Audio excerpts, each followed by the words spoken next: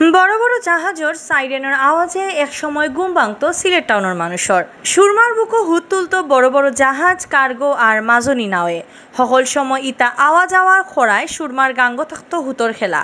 সুরমার দুই খান্দাত হইছে এই অঞ্চলের বোধ হাট বাজার আর মুকাম। আর অহন সুরমার দুর্দিন, নাই হুত নাই ফানি দরিয়া রাখার মতো ক্ষমতা। সুরমার একেবারে মরার সময়ও চৌকো ফানি বাইয়া যার গাঙ্গর নামর নালাবাইদি। সুরমার দুই ফারেদি একসময় আছিল লাইনকা লাইন অবৈধ গড়বাড়ি, দোকানপাট, ফ্যাক্টরিওতা। একটানা উচ্ছেদ অভিযান চালানোর কারণে ইটা কিছুটা হরানি হয়েছে, কিন্তু দখল করার অভ্যাস বদলিছে না। ফার জোগাড়ের লগে বালামতে খাসরা করার সুরমার গাংরে জাগায় জাগায় ফালানিয়র খাসরা আর ওটা আইয়া বাইয়া বাইয়া লামের সুরমার টাউন এলাকার নানান চড়া আর খালে দিয়েও খাসরা আইয়া লামে, যে কারণে দিনকে দিন অপরিষ্কার হয়ে গেছে এই গাং। নদীমাতৃক দেশ আমাদের দেশ, নদীমাতৃক দেশ। আমাদের নদীকে বাঁচাতে হলে আগে খালগুলাকে সংস্কার করতে হবে। খাল সংস্কার হওয়ার সাথে সাথে নদী অটোমেটিক তার প্রাণ ফিরে পাবে। নদী তখনই যৌবন হারায় যখন তার খাল নিজে থেকে সংকীর্ণ হয়ে আসে। আমরা প্রতিটা খালকে সংকীর্ণ করে ফেলেছি। সুরমা নদীকে যেভাবে ময়লার ভাগাড়ে পরিণত করা হয়েছে, সেই ময়লা মুক্ত করে, দূষণ মুক্ত করে সুরমাকে তার সেই স্বচ্ছ প্রবাহ দ্বারা ফিরিয়ে দেওয়া হবে।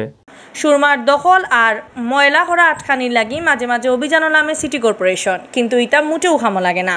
মানুষের আকল জ্ঞান না বাড়ানি গেলে সুরমারে বাঁচানি সম্ভব নয় করে কইছেন সিটির বড় অফিসার হলে। কারণ সবাই সহযোগিতা ছাড়া আমরা আসলে এইভাবে কাজ করতে পারতেছি না, কারণ এখানে ওয়াটার ডেভেলপমেন্ট বোর্ড, জেলা প্রশাসন জড়িত, মালিকানা হলেও তাদের আছে। সিটি কর্পোরেশন তো আমরা কিছু ডেভেলপমেন্ট করতেছি, কিন্তু সব পক্ষের আমাদের বিভিন্ন ধরনের বিভিন্ন স্বার্থান্বেষী মহল আছে, আসলে জায়গা তারা ছাড়তে চাচ্ছে না, দীর্ঘদিন থেকে ভোগ দখল করে আসতেছেন। এইসব কারণে আমাদের প্রতিটা কাজে আসলে প্রতিবন্ধকতা।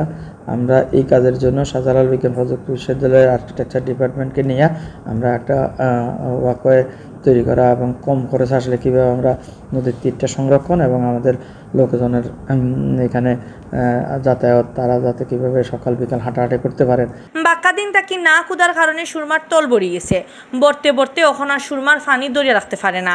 জায়গায় জায়গায় ওয়া সড়ক সেও করা শাকসবজির ক্ষেত আর কোনো কোনো জায়গা হয়ে গেছে বড় খেইরর মাঠ।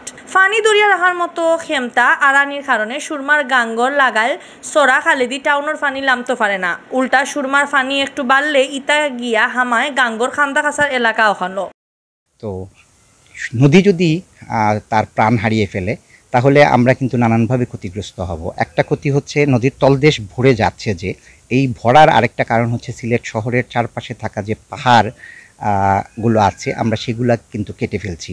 পাহাড় পানি ধরে রাখে এবং শুষ্ক মৌসুমেও পাহাড় থেকে চুইয়ে চুইয়ে পানি আসে। এই চুইয়ে চুইয়ে আসা পানিটা ছড়া দিয়ে প্রবাহিত হয়, এসে নদীতে পড়ে। তো পাহাড় না থাকলে সেই পানি বের হবে না।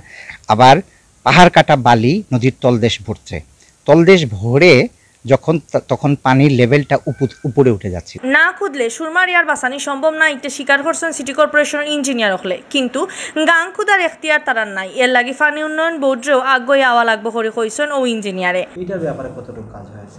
আসলে নদী খননের বিষয়টা বাংলাদেশ ওয়াটার ডেভেলপমেন্ট বোর্ডের আয়তার মধ্যে আর কি। তবে এখানে আমরা একটা ম্যাথমেটিক্স সার্ভে কুয়েটের টিচারের মাধ্যমে আমরা এটা করেছি। দেখা যাচ্ছে যে সিলেটের সুরমানের দুই পাটটা আনস্টেবল। এখানে আসলে ড্রেজিং করলেও দেখা যাবে যে এটা পরবর্তীতে আবার আপনার হয়ে যাবে, বার্ড হয়ে যাবে। আর সিটি কর্পোরেশন থেকে আমরা নদীর তীর সংরক্ষণ করার জন্য আমরা উদ্যোগ নিয়েছি। সেটার মালিকানা হচ্ছে জেলা প্রশাসক। 2 বছর আগে জেলা প্রশাসকের উদ্যোগে সিটি কর্পোরেশনের সহযোগিতা কিছু উচ্ছেদ কার্যক্রম হয়েছিল, বাট আবার পূর্বে জায়গা রয়ে গেছে। সুরমার গাংরে বাঁচাইতে হইলে ওখনো খামাতো লওয়া লাগবো। দখল খাসরা করা বন্ধ করা আর ক্ষুদার খামাতো না লইলে একসময় নাই হয়ে যাইব সিলেটর খৈলজা সুরমা।